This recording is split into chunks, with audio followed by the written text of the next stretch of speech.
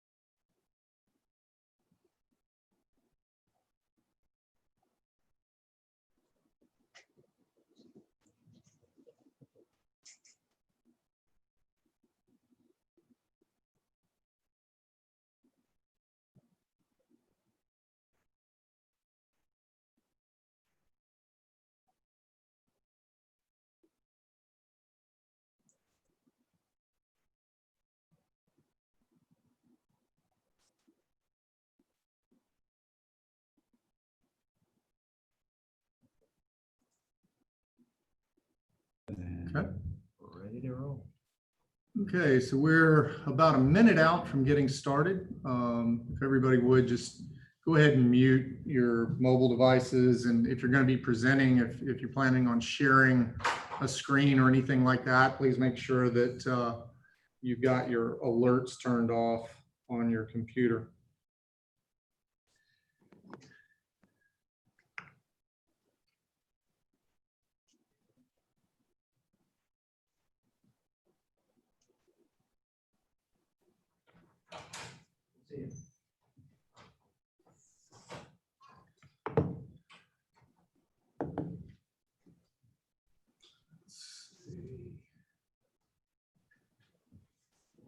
Steve, can you scroll down that list?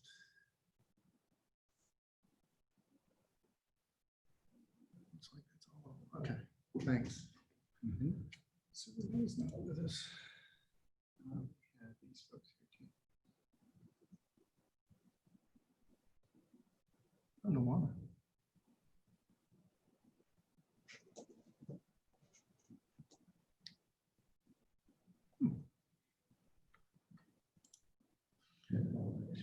She doesn't have an item tonight.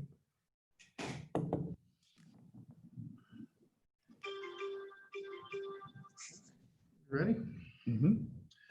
Okay, ladies and gentlemen, welcome to the July 9th meeting of the Woodstock Planning Commission. Thanks for joining us online tonight. We were hoping to be live and in person. Unfortunately, COVID has yet again decided to throw a wrench in plans. So thanks for your patience and bearing with us as we continue to work through the challenges and try to keep everybody safe. I hope everyone is feeling well. Again, if you would, please make sure that your mobile devices are muted. And let me go through kind of how things will run tonight. For those of you of our attendees who are not familiar with Planning Commission and how the commission works, we are a recommending body. So all of the items that we hear then move on to City Council with our recommendations, and City Council does have the final say in all matters that come before us. The way things will proceed tonight, we'll call a case. Staff will make a presentation followed by Q&A with our Planning Commission. That will then be followed by an applicant's presentation, Q&A with them, and then we'll open the public hearing.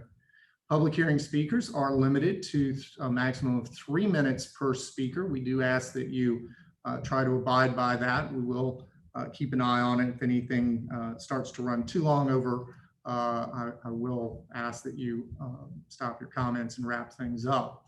That's just so that we can be respectful of everyone's time. We'll move through the speakers for an online meeting, you will actually raise your hand. You will find the way to do that. If you see at your Zoom controls, find the chat function, and you'll usually find the raise your hand in that. Each speaker will be called in order. We would ask that everyone keep your mics muted until you are called upon to speak. And we will move through the public hearing speakers. And then it will be put back to the applicant for any rebuttal and to help respond to any questions that may have been posed by the public. Planning commissioners will then have another opportunity for Q&A before we move on to motions, debate, and voting on each item. We'll then move on to the next item and proceed in like fashion throughout the evening. So with that, we are ready to get started. The first item on tonight's agenda is the approval of the minutes from our June 4th meeting. Planning commissioners, you have had the opportunity to review those. Do we have a motion on the approval of the minutes, please? I'll make a motion to approve. Oh, good. Okay, Matt, I think got the jump there. So we're going to say the motion is from Mr. Newman. Deborah, would you care to make that a second? Second. Thank you, ma'am. So we have a motion and a second to approve those minutes. We will run down the line. Oh, I do need to note for the record that Mr. Hacker and Mr. Chumbley will not be with us tonight, but we do still have a quorum. So, Mr. Williams, yes or no on approval of the minutes? Yes. Thank you. Mr. Newman? Yes. Ms. McPherson? Yes. And Ms. Gable? I have to abstain because I was not present. Okay, and the chair will vote yes. 2, 3, 4. So that is 4-0 and 1 abstention on that. Thank you. All right, our first item on tonight's agenda is A105-20 Dobbs AMR annexation. Ladies and gentlemen, the applicant on that case had contacted us earlier in the week. They were working with staff to address some staff concerns with their application and the site plans.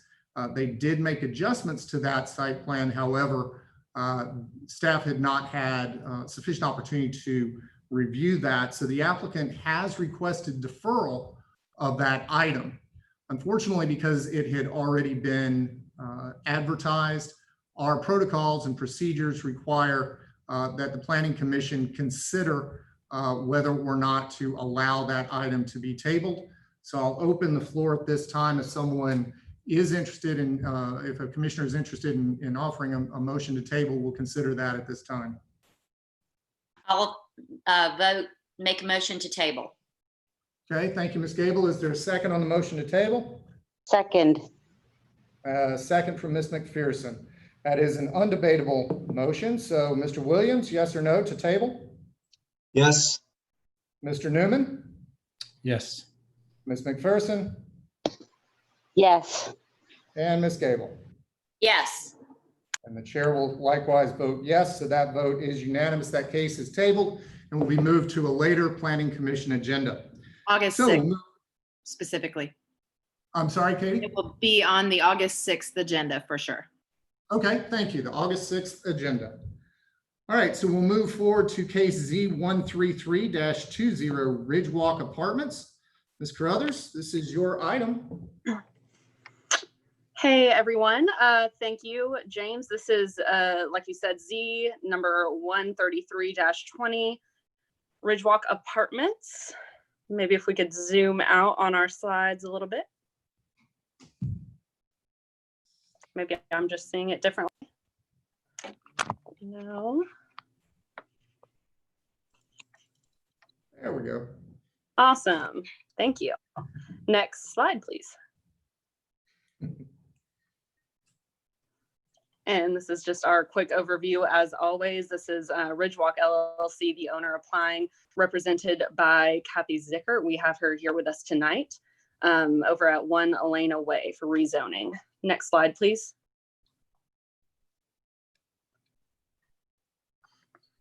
Thank you. So we just have our location map here. This is over, like I said, this is 1 Elena Way, but without necessarily knowing exactly where that is, it is off of Ridge Trail, which is off of Ridgewalk Parkway. So you can see Ridgewalk Parkway to the north.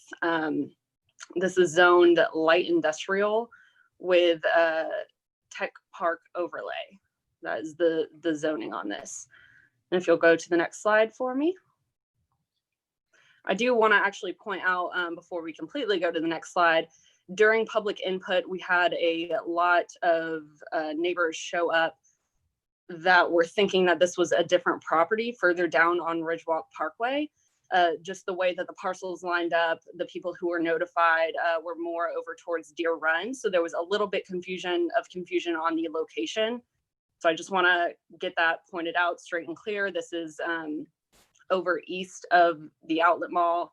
They're called Ridgewalk Apartments. They used to be called Alta at Ridgewalk, I believe. Nothing to do with any other part of apartments on Ridgewalk Parkway. And you can go to the next slide. Thank you. Awesome. So this is just our simple request and zoning history. The applicant is proposing rezoning the existing apartment complex from light industrial with tech park overlay to R4, which is high density residential. R4 is an appropriate zoning for apartment units. This was built back at a time where specifically multifamily rental was permitted by the tech park overlay. That has since changed. That allowance and permission of that use was taken out of the overlay district ordinance. So this property is now just legally non-conforming, and the applicant is simply proposing no site changes to the property at all. They would just simply like to be in a compliant zoning district. All right, and next slide. Thank you. So the only other thing that I have on this is that staff has recommended approval of this rezoning. We did vote on this without conditions. Since then, we thought back, this was kind of a quick vote, and we realized that we needed something to be added.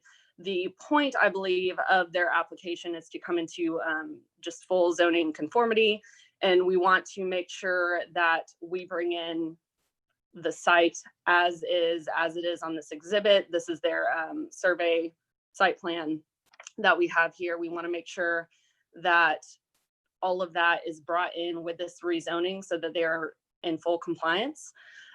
So we would request that this language below be added.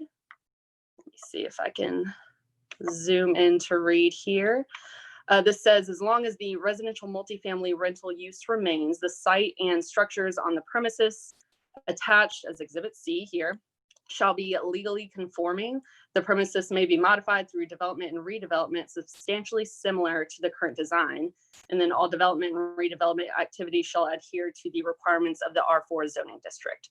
So again, this is just bringing the site as is into zoning compliance going forward in the future. Any questions on this before I turn it over to Kathy? Any questions from the commission? Sorry, it's Brandon Williams. I just have one real quick. So I think you probably answered it with that last condition you put in there. That's the one question I had looking over this. But so if it was rezoned R4, you're saying any substantial modifications, redevelopment, et cetera, like you have it worded in your condition would adhere to obviously the new zoning requirements, where if they had any variances approved way back in 2004 or whatever, would those still apply as well, or would those be null and void, or how would that fit in? So they had nothing approved back when this was built that I could see, but this is basically saying is, first of all, you're right, going forward, if they were to make any changes to the site or to the buildings, they would need to be in compliance with the R4 zoning district. But from here on out, as it stands today, if when it was built, there were different setback requirements, different architecture requirements, those are all now conforming under this zoning. Okay. All right. Thank you. Okay. Dakota, the only question I would ask is, was the recommended condition, was that shared with the applicant? in advance? No, this was not. This was something that we brought up honestly at the last minute. Okay. But it is, I believe, and we can discuss this with Kathy, this is something that I believe gets to the heart of their request and why they are asking for this rezoning. Okay, very good. Thank you. Ms. Zickert. Yes, Mr. Drinkard. Welcome. Thank The floor you. is yours. Thank you. I am Kathy Sickert with Smith, Gambrell and Russell, and I represent the applicant. Pleasure to be here with you, even though it is by Zoom. Dakota did an excellent job, as always, in reviewing the project, and I do not object to this condition at all. She's absolutely correct. This goes to the heart of what we're trying to do. So that you understand why I'm here in the first place, we refinanced this property last year, and the lender requested that we file a rezoning application to make it a lawful conforming use instead of keeping it in non-conforming use status. It impacts insurance needs and all sorts of things that the lender just didn't feel comfortable with. So that's the only reason we're here at all. We're not anticipating changing the complex in any way. This has been here since 2006. It is an affordable project, and it is 97.3% occupied, which is awesome. And we intend to keep running it as well as we have in the past without changes to the plant, the physical plant of the property. I'll be happy to answer any questions. Okay. Commissioners, any questions for the applicant? Okay, seeing none, thank you, Ms. Zickert. We will open the public hearing. Steve, could you slide that list over and slip over to attendees? Again, if there are any attendees who would like to offer public comment at this time, please raise your hand so that we can recognize you. And seeing none, we will close the public hearing. And commissioners, floor is yours. So I will ask for a motion on this item. Make a motion to approve. Motion to approve from Renee. Do we have a second? Second. Second from Deborah. Any discussion? Seeing none, call for the vote. Mr. Williams, yes or no on the motion? Oh, excuse me, Renee, one question. Does your motion include the recommended condition from staff? You're muted. Staff. Okay, thank you. Deborah, your second includes that condition as well? Yes, it does. Okay. All right. So with that, Brandon, yes or no to recommend approval? Yes. Matt, yes or no? Yes. Deborah, yes or no? Yes. Renee, yes or no? Yes. Chair votes yes, and that motion to recommend approval with staff condition is approved, and we'll move forward to council in that manner. Ms. Zickert, always a pleasure to see you. As much as I love spending time with you, James, I'm going to leave the meeting. Thank you all very much. Have a good evening. You too. We will now move on to the next case, which is the Pearl Vision sign waiver. Dakota, this is also yours. All right, thank you guys. And we can just go ahead over to our second slide. Next slide.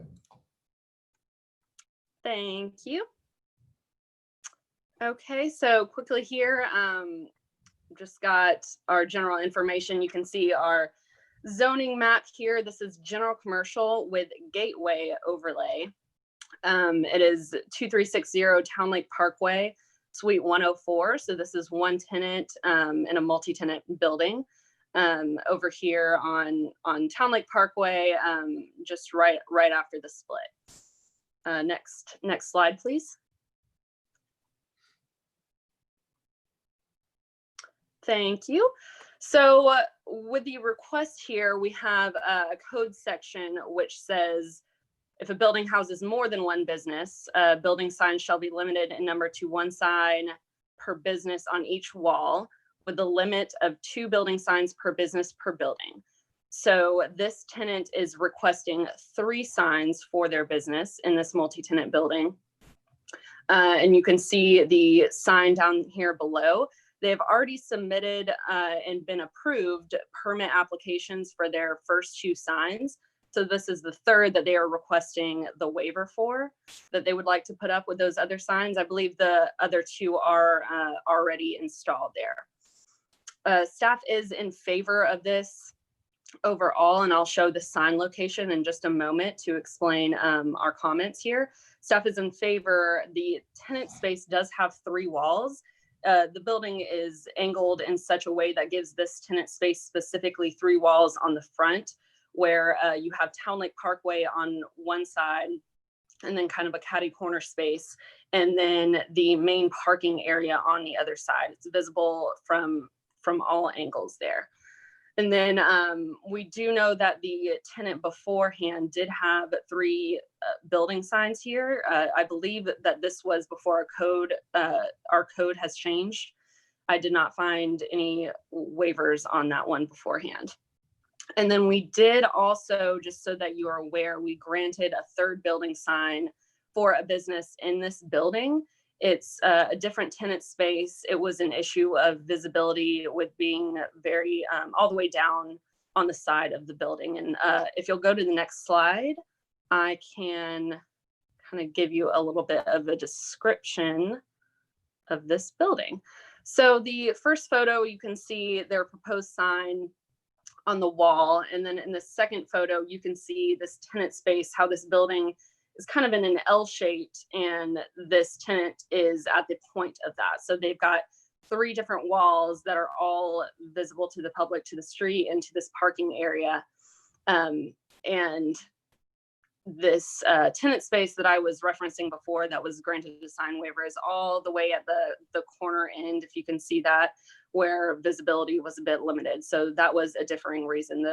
The intent of the reason here is the 3 walls and the difference in this tenant specifically in this building, and the visibility coming around the corner from the other side. I do want to mention before I go to the recommendation that the applicant is here with us tonight, Mark, and he did share with me a few different slides, different photos to show that road, but they were just sent right at 6:45, and we were not able to get them on here just yet, but we can go back to these slides and kind of get to that he's talking about with the angle of the road. So to move on to our next slide, our staff recommendation is for approval, and we have recommended no conditions. Do you guys have any questions for me? We have questions for staff at this time. Dakota, one question for you. How many entrances does this shop have? Actual, how many? I'm going to see if I have this on my slide that can be shown. None of these show it very well. I believe there are 2 different entrances, and you can come kind of around the back, around that back parkway, and then come in through this front entrance right here. So this is kind of a full access building where you have parking and drive aisles on all sides. Okay, so as I'm looking at the image that's on the screen now, you've got kind of that corner entryway there, which appears to be designed to be the main entrance into the shop. Yes. And then to the right of that, where the star is there an entrance there? Sorry, 1 second.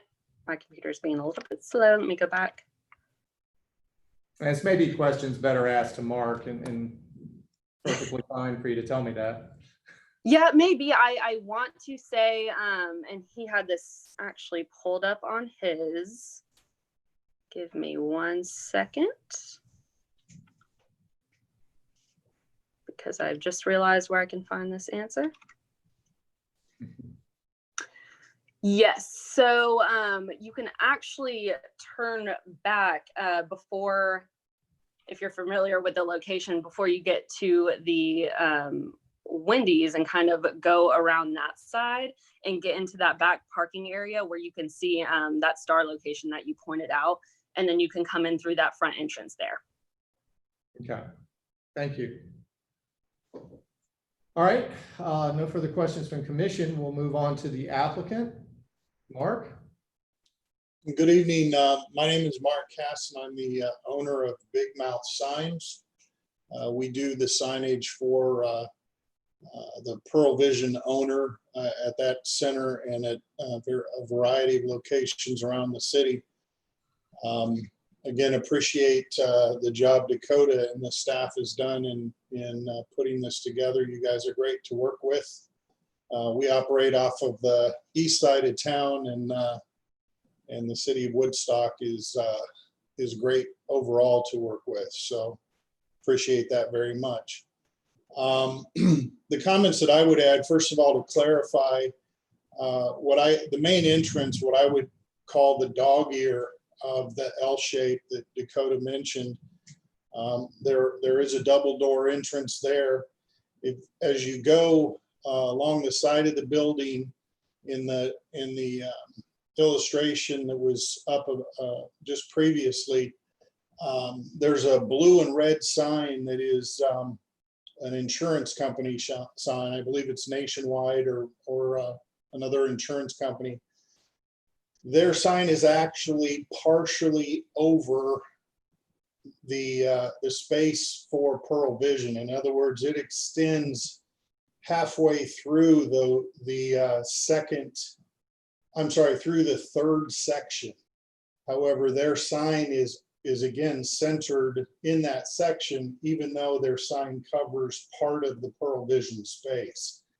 There is a door there. To answer your question, I believe the intent of the folks at Pearl Vision is that would be more of an emergency exit, but it is an accessible door. The reason why they're interested in getting a third sign is the amount of traffic that comes out of, for example, the shopping center that the Kroger is in, crosses Town Lake Parkway, goes behind the Wendy's. There are two entrances, one that you can actually turn into the back of the Wendy's parking lot and veer to the right, and you're in the parking lot for the Colonnade. And then there's a second wider entrance that enters the back of the Colonnade. And so if you count the number of storefront sections on that exposure of the building, there are a total of 9 sections, and Pearl Vision is currently occupying 2.5 of those 9. The storefront sign that's got the dog ear part of the L shape of the building is not visible at any point once you've cleared the Town Lake Parkway side of the Wendy's. Once you get past that, you can't see the Pearl Vision sign. So if you're coming down that road from the opposite direction, you could conceivably pull into either one of those entrances, go do some business at the Thai restaurant or the insurance company or wherever, and not even know Pearl Vision's there. And as Dakota mentioned, the dominant parking area for that center is that side exposure. And so again, Pearl Vision would hope that the council would take that into consideration. Thank you, Mark. Commission, any questions for the applicant? Hey, Mark, Brandon Williams. Sorry, just real quick. So looking at the front of the building, if you can go back to that slide, whoever's control the slides. Yeah.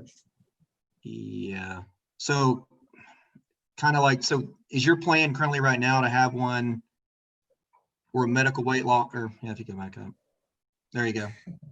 So one on the far left side, as we're looking at the picture, one in the middle, the kind of slanted side, and then one where the star is that kind of the general Yeah, idea right now?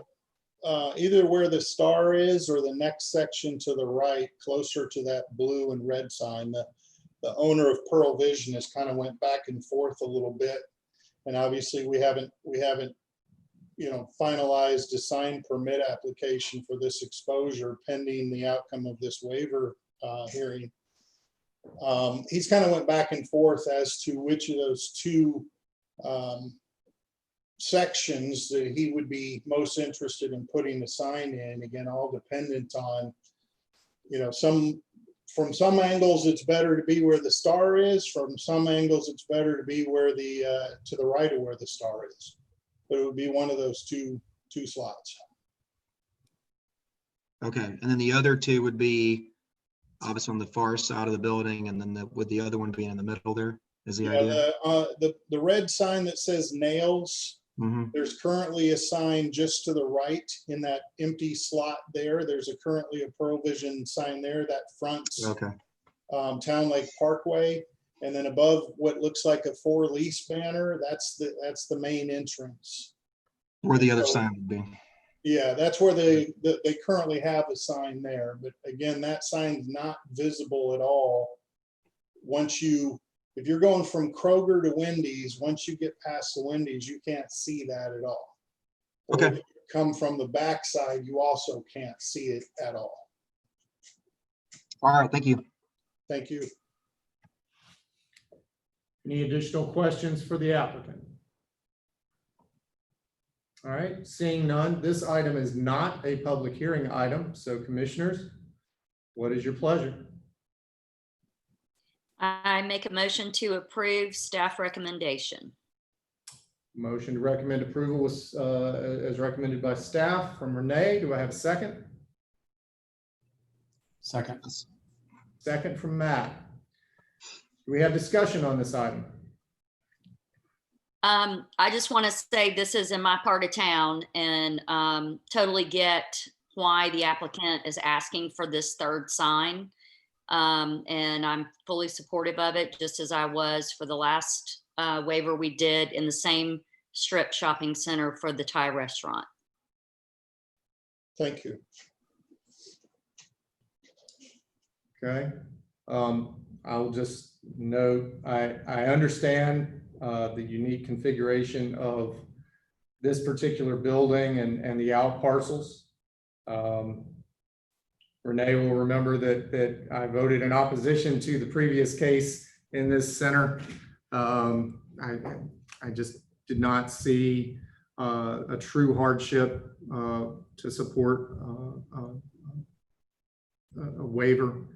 And I'm not going to support tonight for the same reasons and for consistency and fairness to the businesses in that center. So with that, I'll call for the vote.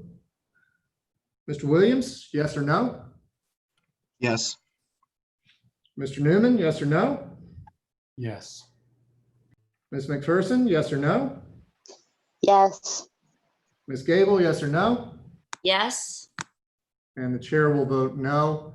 That motion will carry 4-1, and we'll move forward to City Council with a recommendation for approval.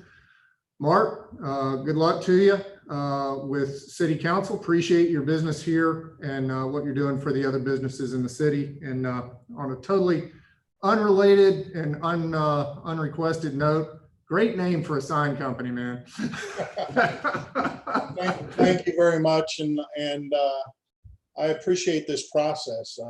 Again, I think it's great that even though it's on Zoom, it's a welcome process from my end. Most sign companies, or a lot of sign companies, see what they can get away with, and we try to partner with cities with the understanding that a good strong sign program is beneficial for everyone. So truly appreciate what you do. Thank you, sir. Have a great night. You guys have a great evening and a great weekend. You too, sir. Thanks. So we will move forward to our next item, which is Chapter 21, Billboard Standards Text Amendment. And we will continue the Dakota Carruthers Show. Thanks, James. Okay. we can go on to the next slide here. This is the Billboard Sign Standards Text Amendment. Awesome, thanks. And just a quick overview here, just a few points. We are just revisiting this ordinance. I think, it's time that we give it a little freshening up, a little updating. We've just clarified some things, made some clerical changes, and expanding upon some standards. We've done some research in other counties and cities in the area, and we've included some of that just for reference. Internally, we've done some cleaning up just to get our timelines correct with reviewing the application, getting that process through the door with approval and denial, appeals, everything that goes into it. So I think from an internal standpoint, just a review process standpoint, we've done some great cleaning up, and we're able to take these permits in when we get them and get through them a lot faster. And then I do want to mention tonight, we have posted for you on your agenda a red line version of the ordinance, the ordinance with the clean version and the red line version that we did as staff. And usually after Planning Commission, we'll send that over to our legal team to review and make any edits that they see fit. Because we go to City Council with this on Monday, the 13th, we had to kind of expedite that process and go ahead and get that to legal. They did get back to us with their comments and just a few changes, and none of them super groundbreaking, just a few things with the language. And they did want to add a definition of distance. So we've added that in, and I have that here for you tonight. When you do go on to vote, you are free to vote on this agenda item as it's placed in the agenda. We just wanted you to be aware that we do have some of those minor changes in here. Okay, and if we will go on to the next slide, please. I am going to jump right into these red lines. We've just called out really the major points of the things that we have recommended updates on. So these first three items labeled as 6, 7, and 8 of subsection 21.1.8. We've got 6 that deals with the distance allowed between a proposed billboard sign and a billboard that is existing. So just that distance from billboard to billboard. We have expanded that to 1,500 feet instead of 1,000. And then on number 7, this deals with the distance between a proposed billboard and any residential zoning. Previously, or currently, we have in our ordinance that it is 500 feet, or a proposed billboard should be 500 feet from single family residential districts. We have clarified that and gotten with legal to clarify that to be single family and or multifamily, any district that is used as single family or multifamily residential or is zoned for that, any zoning category that has single family or multifamily residential as a use. So that would apply there with that distance. We've also slightly increased that distance to 1,000 feet. For those two, I'll point out some research that I have at the bottom. Not sure if you can see it on there. We did go to a few different counties and cities. Like I said, one would be Fulton County that has expanded theirs to 1,500 feet between the billboards, and then Cobb County that requires the 1,000 between any residentially zoned district. And then number 8 on here deals with the distance between a proposed billboard sign and different kinds of things like scenic areas, public parks, recreational areas. We have some things that are listed here in our code. Looking through some other ordinances, I found that these are kind of based on the area. Atlanta had one that was based on some historic districts and historic buildings. Athens had one that was related to airport landing zones, among other things like we have. We felt that it would be great to incorporate our Green Prince trail segments into this, as just expanding upon the public areas, recreational areas, scenic areas. So again, that distance would be 500 feet. There's no proposed change in the distance, but any proposed billboard should be 500 feet from any of these listed areas. Okay, and I believe that that is all that I have on this slide. We can forward on to the next. And also feel free to jump in and ask me questions if you want me to stick on the slide. We can be getting into the weeds here when we do text amendments. Okay, so again, this is still on 21.1.8 with the requirements for the placement of a new sign, billboard sign. Yes. Sorry, we were trying to get unmuted over here. On item 8, just one thing to note, you do have a typo in there in the first line. No billboard sign shall be located with, I think you mean within 500 feet. Minor typo, but could be interpreted interestingly. Thank you. Yes, that is great. And I want to point out that you caught that and our legal team did not. That is very nice. I'm mad at you for that. All right. Thanks very much, James. You're most welcome. Okay, so on to this is number 9 that I've got on this slide. And this will reference the graphic here that I have. So this will make sense in just a second. What we have currently in our code relates to the height of a sign, the allowed height of a billboard sign. So all billboard signs should be 50 feet above the grade of 575. Currently, it allows you to, if you're placing the sign on land that is lower than that grade, you can bring it up. So the pole height does not really matter. It just matters that grade of 575. We have just clarified that in this code. So that also includes if you're putting a billboard on a hill, an elevated area, you're still got to meet that 50 foot above the grade of 575. And that's measured at the crown of the nearest adjacent travel lane. So this graphic just kind of shows what I mean by that, hopefully clarifies what our intention is by that a little bit. Does anyone have questions on this? I think we're good. Okay. Awesome. Let's go to the next slide here. We are now getting into 21.2.1. If you're following along, this is dealing with permits and procedures. So this is in this section, it's kind of everything that we have. So when we get a permit, we're making sure is included in your application and submitted along with that application. So we have 2 accurate drawings. And as of right now, it just says showing the position of the billboard sign and that a survey is not required. Now we are really requiring a survey. We're requiring these accurate drawings that are prepared by a licensed and registered engineer. What this does is this helps us to make sure that the distances measured that we had talked about in previous slides are accurate. We can know that they're not just drawing a line and saying, oh, this is more than 500 feet, we're good.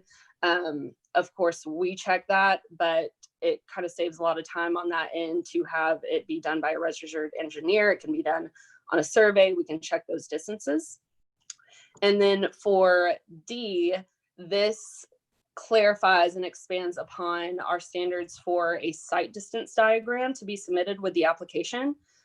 These are going by AASHTO standards for site distance diagrams, and we kind of have a page out of that book here for you that shows some of these diagram examples. And this is just to make sure that is not that the proposed billboard sign is not blocking the view of traffic when you're trying to make a turn. Okay, if there are no questions, I'll go on to the following slide.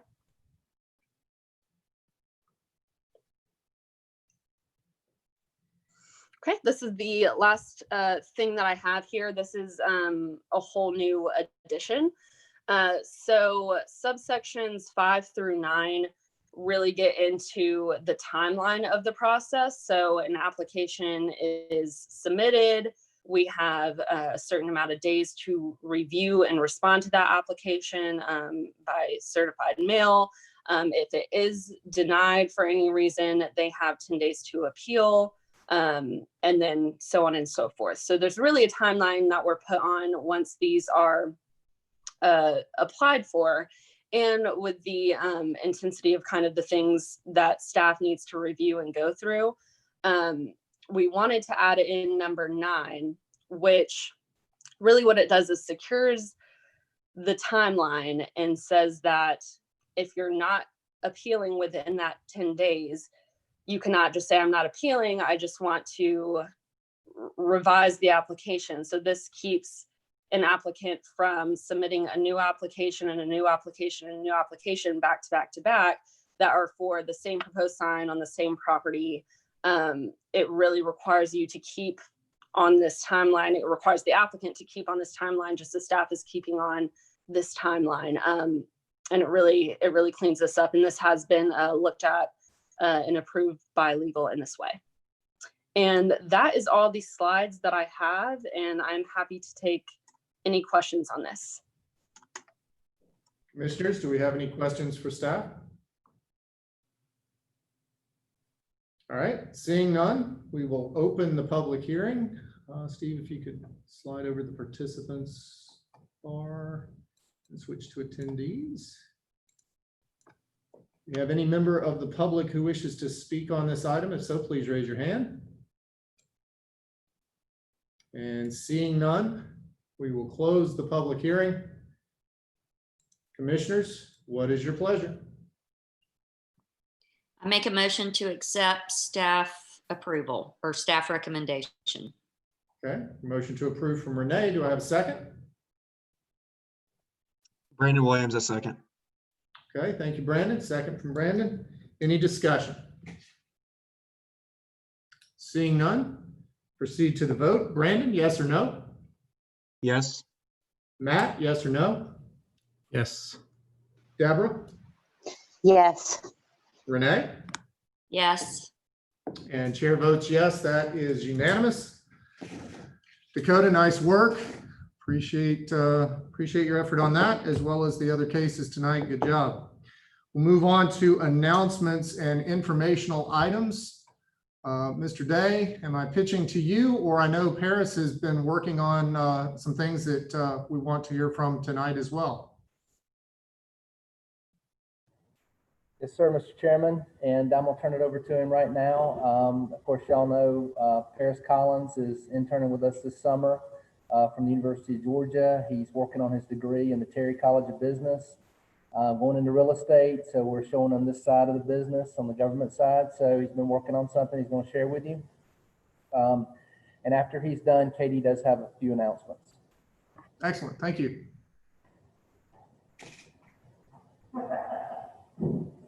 Good evening, everyone. My name is Paris Collins, and as Brantley said, I'm an intern with the Community Development Department. We've been working on an ordinance with the main goal of providing an expiration date for entitlements, with a focus in rezoning, conditional use permits, and variances. The main goal of this ordinance is to make Chapter 10 more informative about administration, and Chapter 11 to be refocused on the process and procedures. We started out with moving the entire article number 2 of talking about procedures into Chapter 11 from Chapter 10. We then reorganized Chapter 11 to make everything flow better, along with refocusing the chapter towards the procedures and towards the procedures for entitlements. We moved the section in Chapter 10 that talks about campaign disclosure campaign contribution disclosures to the application section in Chapter 11. We're proposing to adopt that rezonings expire in 18 months after approval, but can also be extended up to 6 months by City Council. We are also proposing that conditional use permits expire after 12 months from adoption, but they can also be extended up to 6 months by City Council. We are not proposing to change the variances, but on a note with variances, we got in the current code, it says there's a time limitation of 18 months. And so we are trying to keep that consistent throughout. And then I did some research through ordinances throughout the country pertaining to rezoning conditional use permits and variances. And I found a few key pieces that I'd like to share with y'all tonight. From Georgetown County, South Carolina, it states that if construction is not begun within 18 months after the rezoning of any development, with the possible of an extension granted by City Council, the City Council should review the zoning of said property, and unless presented cogent reasons to allow additional time, shall initiate proceedings to return the zoning of the property to its original classification or to such classifications that the City Council deems consistent with the comprehensive plan. And we thought that was good because it leaves it open to City Council. From Peoria, Arizona, it says, if an owner or applicant fails to comply with any conditions or schedules adopted by City Council upon the rezoning of the property, the owner or applicant shall be subject to the following. The department director or designee thereof may file an application with the Planning and Zoning Commission requesting a reversion of the zoning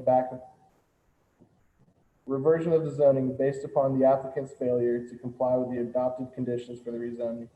The commission shall consider the director's application and may accept, modify, or reject, and shall therefore recommend acceptance, modification, or rejection of the application to the City Council. And then finally, from Thatcher, Arizona, it says that the City Council may approve a change of zone condition upon a schedule for development of the specific uses or uses for which the rezoning is requested. And I also have more points of research that I plan to put into the ordinance, but I just wanted to leave it up to you guys for any thoughts or comments, concerns about the time limitations that I've mentioned tonight. Commissioners, comments, feedback for Paris? Go ahead, Renee. Hi, Paris. How are It's you? nice to meet you. From one bulldog to another, go dogs. Go dogs. I really like this idea of limiting conditional use permits. So that's really what I wanted to say, because it sounds like that's what this recommendation is, right? Correct, yes. If a property's not developed within, I think you said 12 months, Yes. with a conditional use permit, it reverts back to its existing or previous zoning without conditional use permit, or you said, I believe, or to a zoning that is conducive with our comprehensive plan. Is that correct? Correct, yes. And Okay. the applicant will have the option to request an extension up to 6 months based on whatever the City Council deems appropriate. Right. But if it does eventually revert, it will go back to its previous classification. Or if the City Council wants to change it to a different zoning that's appropriate with the comprehensive plan, they can do that as well.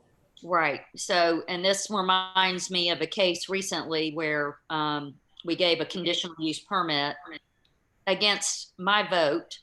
But if that person does not develop that property within 12 months and does not then ask for a 6-month continuance from City Council, it would revert back to its previous zoning. Correct. Okay. All right. Thank you. Thank you. And hey, Paris, do we currently not have any limitations on those right now as it's written? The only limitations that we have are on variances, and that's in the current code. But pertaining to conditional use permits or rezonings, no, we do not. Okay. All right, thanks. Thank you. Paris, when we talk about development, are we looking at commencing development within that time frame, or let's say they go in and they clear a site, and maybe they do some site grading, but that's it. The project stalls, whatever. Would that be considered sufficient so that the zoning, the variance, or the conditional use can remain? Or would that, basically, what is the threshold? Or have we given consideration to that? I don't think we've gotten or nailed an answer to that down.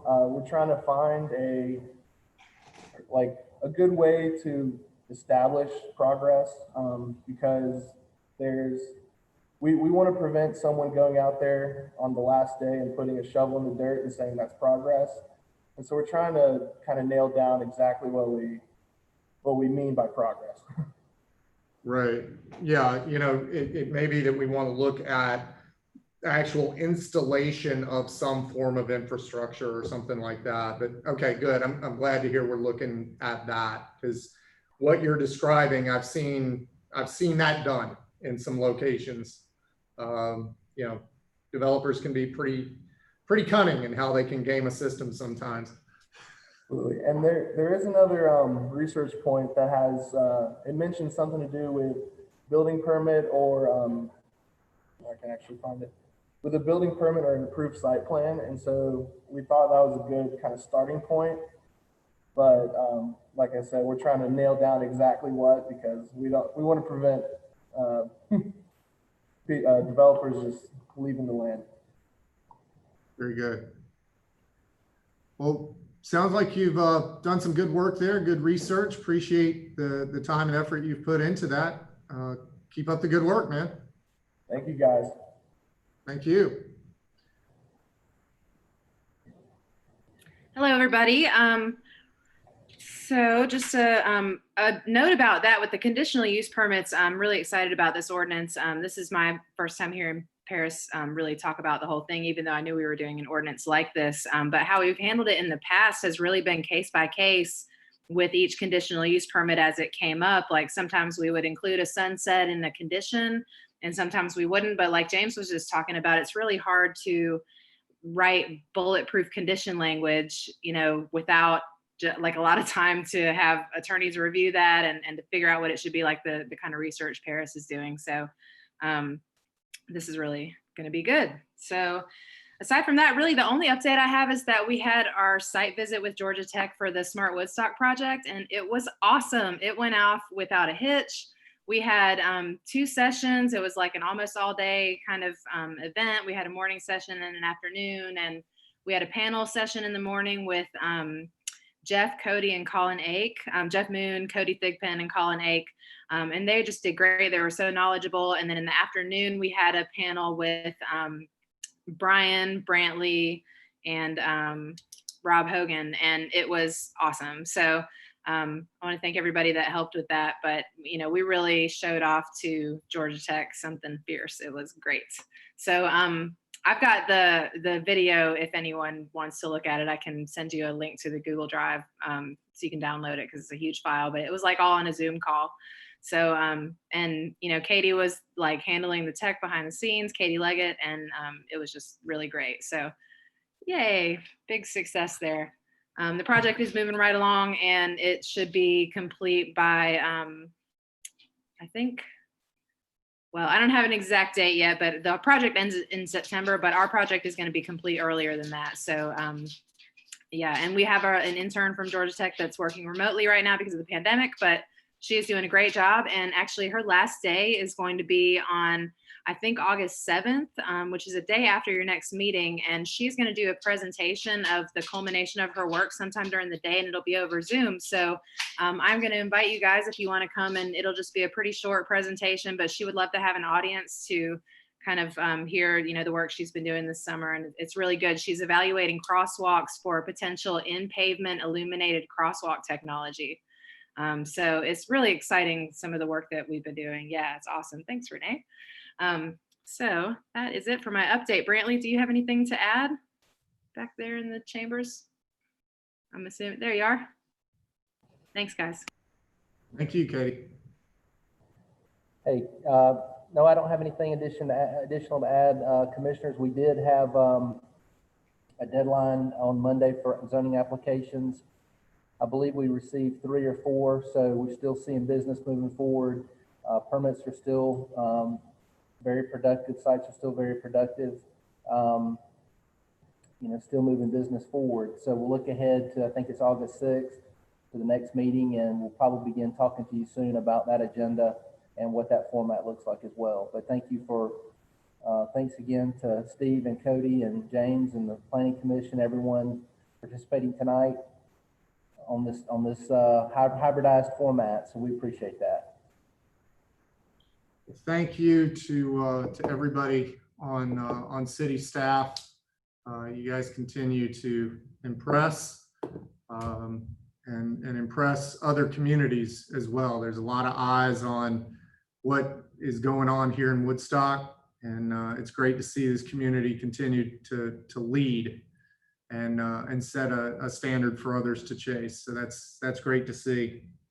One point of privilege for those of you on the commission who didn't know, I want to congratulate Renee on her recent nuptial celebration, and a very big congratulations to her husband, who is an extremely lucky man. Thank you all. That was sweet, James. Congratulations. I'll admit, I was searching the internet trying to find like a bride and groom fountain that I could send to you guys, and haven't found one yet, but don't be surprised if something shows up. You have to keep looking. Thank you all. It was an awesome day, and I wish I could have invited everybody from Woodstock down to Santa Rosa Beach, but I had a small budget. So, but we will celebrate with everybody, but thank you.